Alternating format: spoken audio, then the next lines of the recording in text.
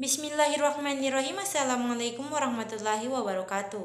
Saya Intan Pertiwi dengan 51J1 18026 jurusan Pendidikan Biologi Fakultas Keguruan dan Ilmu Pendidikan Universitas Halu Oleo.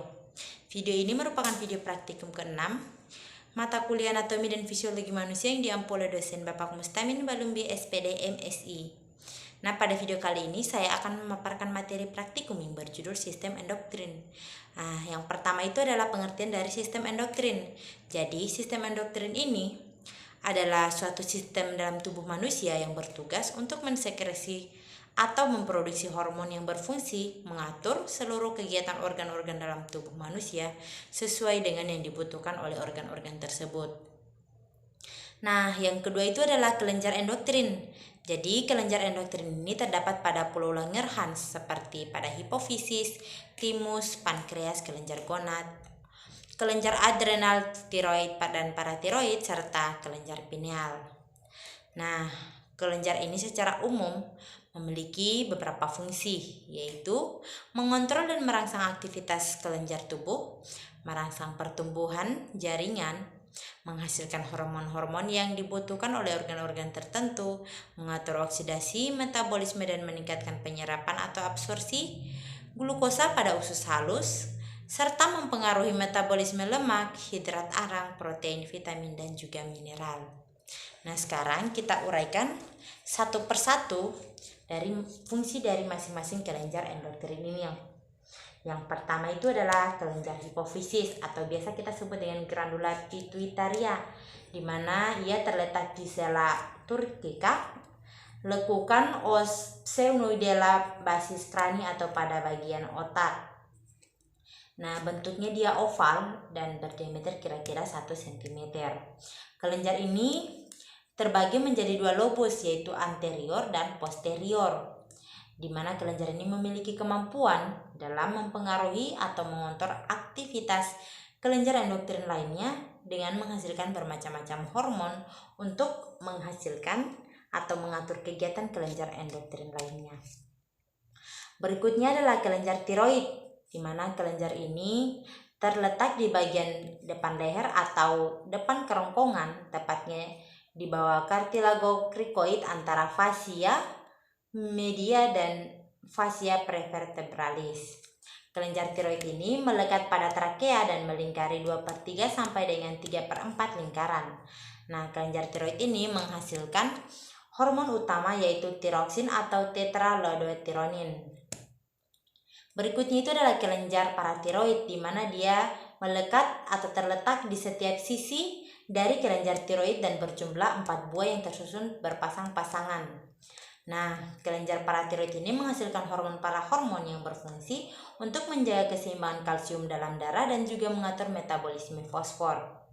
Kelenjar paratiroid ini tumbuh di dalam endoderm dan menempel pada bagian anterior dan posterior dari kedua lobus kelenjar endoktrin yang berjumlah 4 buah dan terdiri dari Schiff cell dan oxyphil cell.